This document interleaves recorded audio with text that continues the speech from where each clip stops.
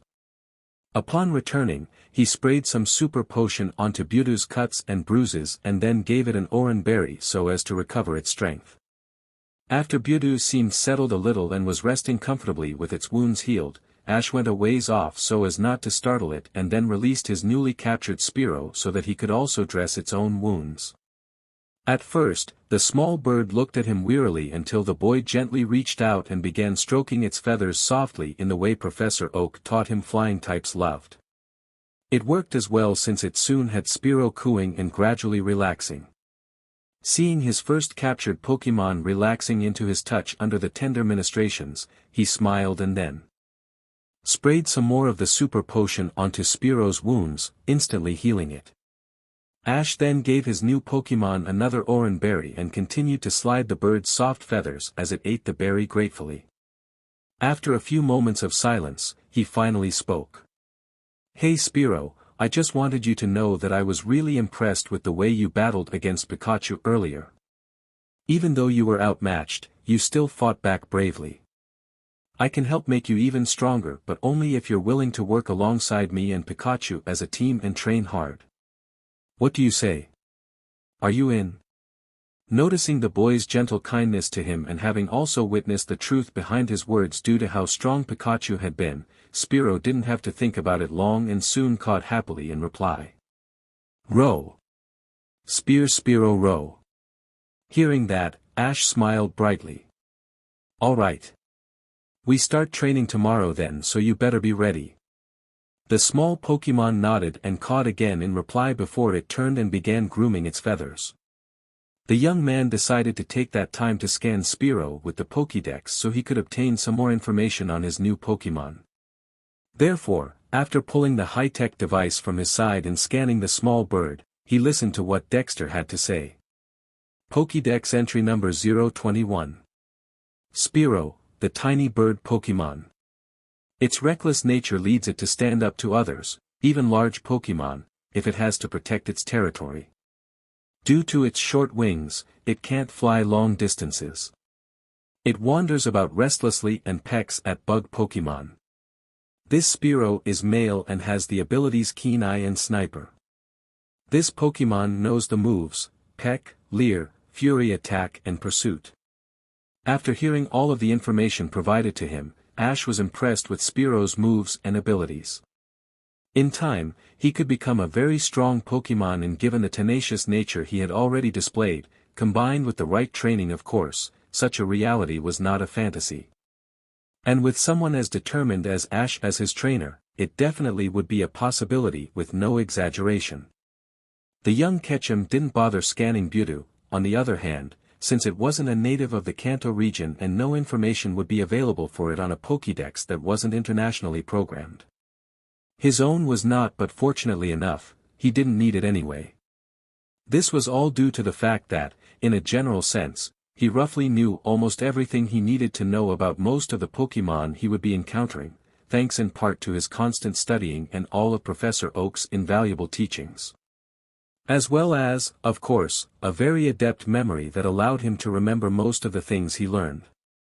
The only thing he really needed his Pokédex for at the current point in time was to tell him what abilities and gender each new Pokémon he captured had and also what moveset they currently possessed.